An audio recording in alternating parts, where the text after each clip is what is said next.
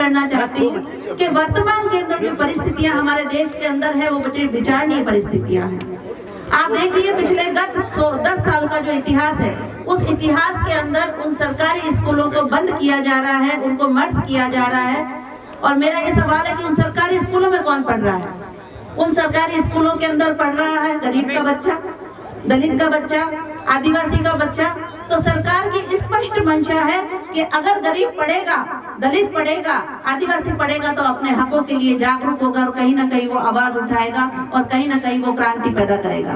उस क्रांति को दबाने के लिए इन स्कूलों को बंद किया जा रहा है। और मैं ये मुहिम छेड़ना चाहती हूँ कि जो भी सरकारी स्कूल है उनको बंद करने से पहले सरकार को सोचना चाहिए, विचार करना चाहिए कि देश का जो भविष्य है उस भविष्य को सरकार गर्त में डालना चाह रही है। शिक्षा जो कि एक आवश्यकता है, शिक्षा जिसके लिए डॉक्टर भीमराव अंबेडकर ने कहा था कि जो शिक्षित बनेगा, जो पढ़ेगा लिखेगा, वो शेर की तरह दहाड़ेगा। तो उस दहाड़ को रोकने के लिए बार बार प्रयास किया जा रहा है। आप ये देखिए कि शिक्षा को किस तरीके से महंगा कर दिया गया है, शिक्षा को प्राइवेट कर दिया जा रहा है। तो जो पढ़ने की बात आती है, उस पढ़ने का जो शोषण हो रहा है वो शोषण हम लोगों के साथ में हो रहा है, क्योंकि यहाँ पे बैठा हुआ हर आदमी इतना अमीर, इतना सक्षम नहीं है कि अपने बच्चे को प्राइवेट स्कूल में, प्राइवेट कॉलेजों में पढ़ा सकता है। इसलिए मेरा आपसे निवेदन है कि जितना हो सके शिक्षा को बढ़ाने का मौका दीजिए, शिक्षा को बढ़ाइए, बच्चों को पढ़िए, पढ़ाने के लिए प्रेरित कीजिए और अपने बच्चों को आगे बढ़ाइए। मैं दूसरी बात करना चाहती हूँ कि प्रेम जी ने आज जब मंच पर मुझे खड़ा किया तो मुझे इस बात का गर्व है कि हमारे समाज की महिलाएं निरंतर आगे बढ़ना चाहती हैं और वो बढ़ भी रही हैं। उसमें सहयोग होता है समाज का। वो समाज जो आज यहाँ पर बैठ के अगर किसी महिला की बात सुनने पर ताली बजाता है, तो मुझे पूरी उम्मीद है कि समाज में महिलाओं का जो आगे बढ़ने का जो चलन है उसको आप ही लोग आगे बढ़ा सकते हो। हम लोग तो सिर्फ और सिर्फ खड़े रह सकते हैं। हम बात करते हैं नशा मुक्ति की, हम बात करते हैं बार बार, क्योंकि जितना भी दारू मदार है वो सब लोग यही कहते हैं कि शराब दारू कौन पीता है, तो कि ST SC वाले पीते हैं। और इस तरीके से बदनाम कर दिया गया है। तो जितना हो सके हमारे युवाओं को, हमारे बच्चों को आप नशे से दूर रखने का प्रयास कीजिए और ये कोशिश करिए कि जितना बच्चा हो सके उतना नशे से दूर रहे।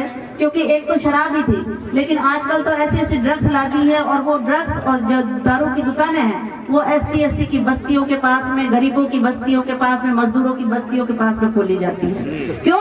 क्योंकि थका हुआ आदमी जब आता है पत्थर तोड़ के, खानियों में से काम करके, खेतों में से मजदूरी करके, तो उसको थकाने के नाम पर एक ही चीज बताई जाती है कि 2 पौवा पी ले कि थकान दूर हो जाएगी। और वो एक बार पीता है, वो नशे में चूर रहता है और उसको पता नहीं पड़ता है कि इससे मेरा शरीर का और पैसे का, घर का नुकसान हो रहा है। लेकिन वो जो आमदनी बड़े बड़े सेठों के पास में जा रही है, वो अपने बंगलों के अंदर बैठे हुए मजे कर रहे हैं और हमारा गरीब और गरीब होता जा रहा है। निरंतर हमें ये प्रयास करना चाहिए कि जहां तक हो सके, आप अगर अच्छे स्कूल नहीं खिलवा सकते हो तो आप हमारे घरों के पास में शराब के ठेके भी नहीं खुलवाना।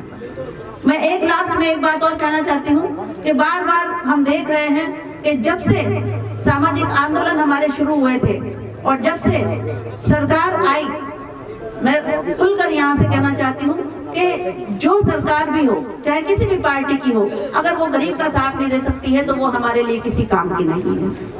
तो हमने जब भी देखा कि हमने जब एक आंदोलन शुरू किया, उस आंदोलनों को मारने के लिए सरकार ने एक मुहिम चलाई, और वो मुहिम ये थी कि पहले ST SC का आदमी जुड़ा हुआ रहता था, और आज स्थिति ये कर दी है कि ST वालों को अलग कर दिया है, SC वालों को अलग कर दिया है। उनको कह दिया है तुम तुम्हारी लड़ाई लड़ो, तुम्हारे लिए हम अलग बजट पेश करेंगे। SC कैटेगरी को कह दिया कि तुम अलग लड़ो, और हम बिखर कर रह गए। आज स्थितियां ये है कि हम लोगों को अलग अलग घरों में बांट दिया है, अलग अलग गुटों के अंदर बांट दिया है। अभी थोड़ी देर पहले ही मैंने देखा कि अगर एक युवा काम कर रहा है, चाहे वो किसी भी पार्टी का, आज ये मंच है, ये किसी पार्टी का मंच नहीं है, ये समाज का मंच है।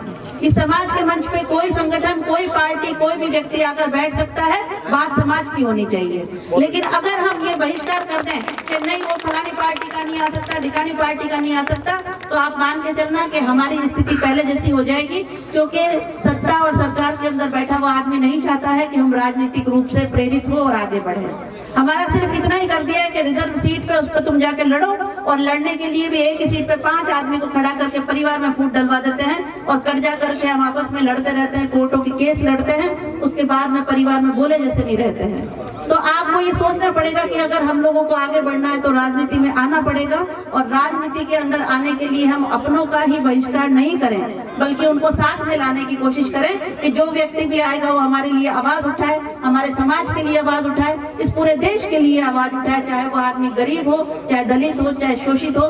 मैं तो बोलती हूँ अगर परेशान आदमी किसी भी कैटेगरी का आता है, अगर आप उसके लिए लड़े तो आप उसके नेता कहलाओगे। लेकिन हम लोगों को बिखेर के रख दिया है, हम लोगों को बांट के रख दिया है, और उसी बंटवारे के अंदर आज प्रेम जी ने बहुत लंबे समय के बाद में इस आयोजन को कर बहुत अच्छा संदेश दिया है कि आज भी हम डॉक्टर भीमराव अंबेडकर के सिद्धांतों पे चल रहे हैं, जयपाल सिंह मुंडा के सिद्धांतों पे चल रहे हैं, ज्योतिबा फूले के सिद्धांतों पे चल रहे हैं, सावित्रीबाई फूले के सिद्धांतों पे चल रहे हैं, कि जहां पर हमारे समाज के अंदर एकता अखंडता को बरकरार रखते हुए हम हमारे देश के लिए, अपने समाज के लिए, आने वाले भविष्य के लिए निरंतर काम करेंगे, उन्हें प्रेरित करेंगे और आगे बढ़ाएंगे। मैं हमारे मंत्री महोदय का बहुत बहुत धन्यवाद करती हूँ, मेरे छोटे भाई हरीश का धन्यवाद करती हूँ कि वो बहुत दूर से आए और आने के बाद अपना कीमती समय दिया। आप लोगों का बहुत बहुत धन्यवाद। जय हिंद, जय भारत।